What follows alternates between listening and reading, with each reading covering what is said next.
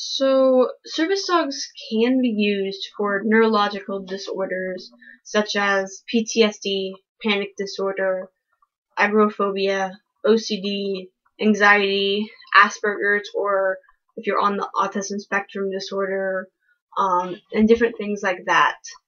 But a lot of people don't feel it's necessary to have a service dog for those disabilities, and they are no different than being in a wheelchair or having a TBI or having seizures. They are a disability. They are under the ADA as a disability.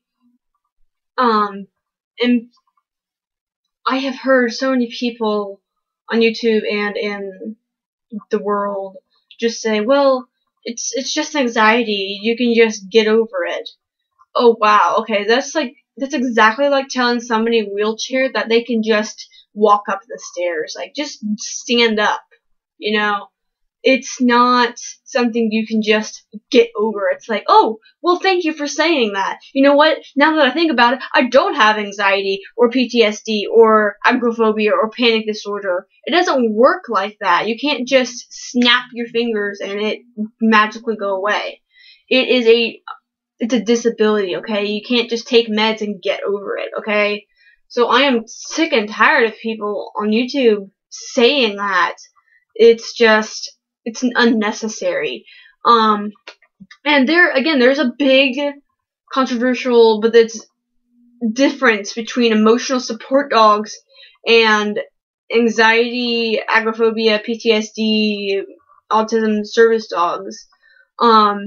Emotional support dogs are, well, basically, if service dogs are individually trained to do work or perform tasks for people with disabilities.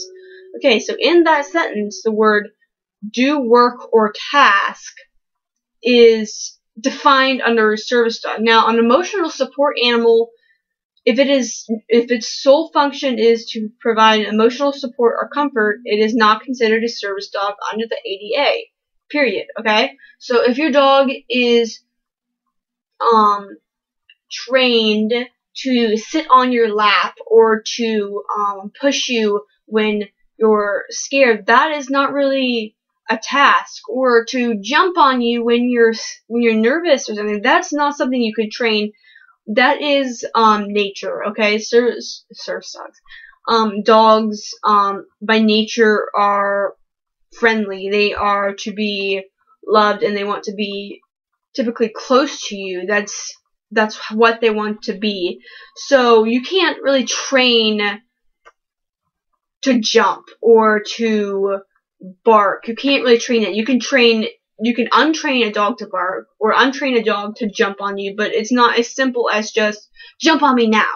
Okay, there has to be a reason, and that dog has to understand, oh, I know what is going to happen. She's about to go into a panic attack, so if that happens, oh, I'm supposed to jump on her to tell them. It's not like, hey, dude, you got food, and jump on them. That's not a service dog, and that's not something you can train. It has to be trained to perform a task. So things like deep pressure therapy, where the dog has a calming effect, that is something you can train. It is comfort, but it is a trained skill.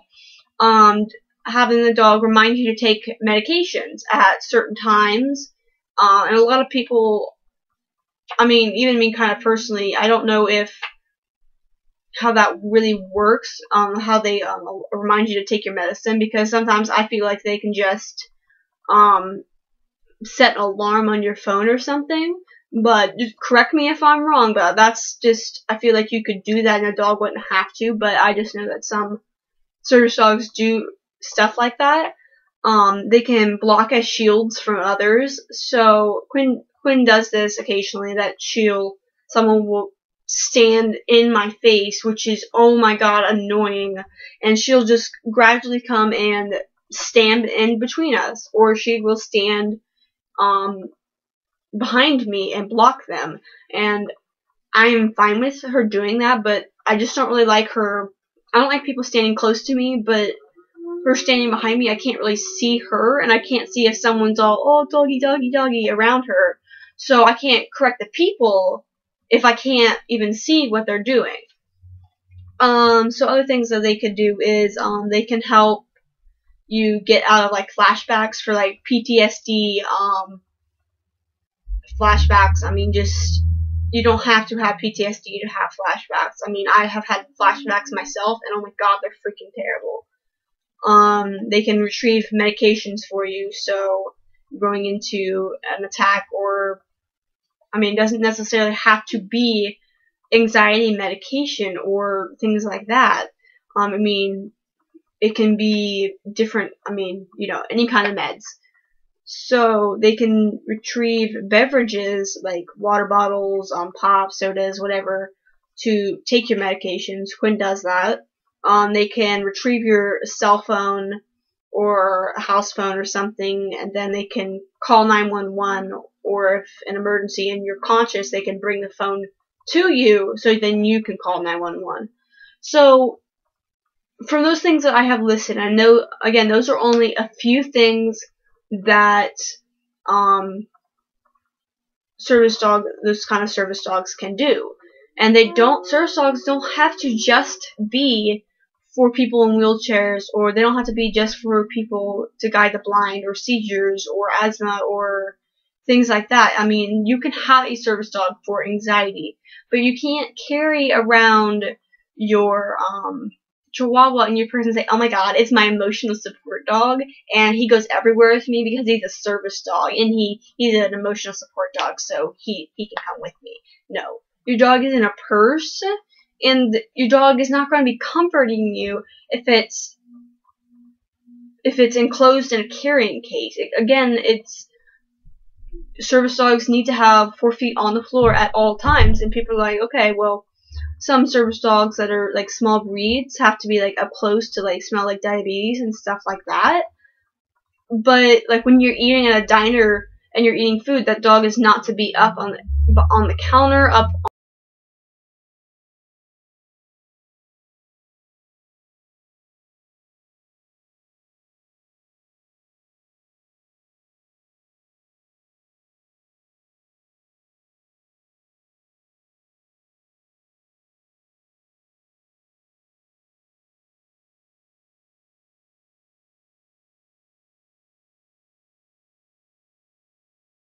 on the chair. It is not to be there.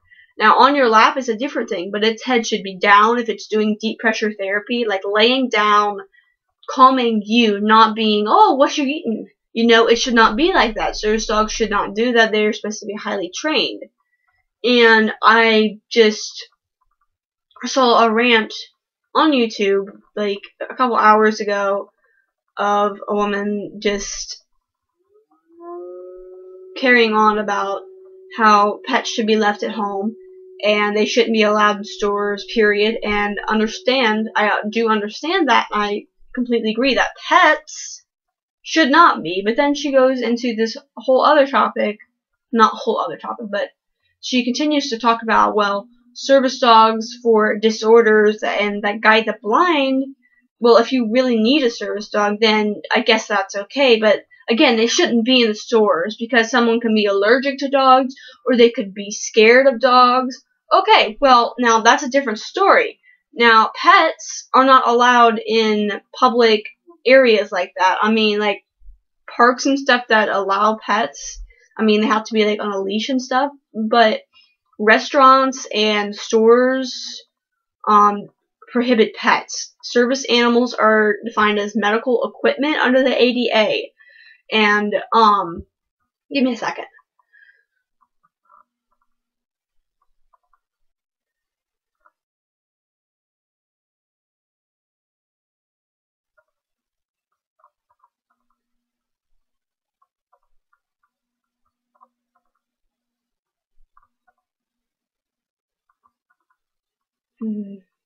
I completely lost my train of thought. I do that a lot. Okay. Well, anyway, she was just talking about how people with anxiety should just basically get over it, like I said in the beginning, and it's not as simple as just getting over it. Now, Quinn is a medical alert mobility dog, but the whole thing that we started in looking up service dogs, I've talked about that in previous videos, was that we thought about originally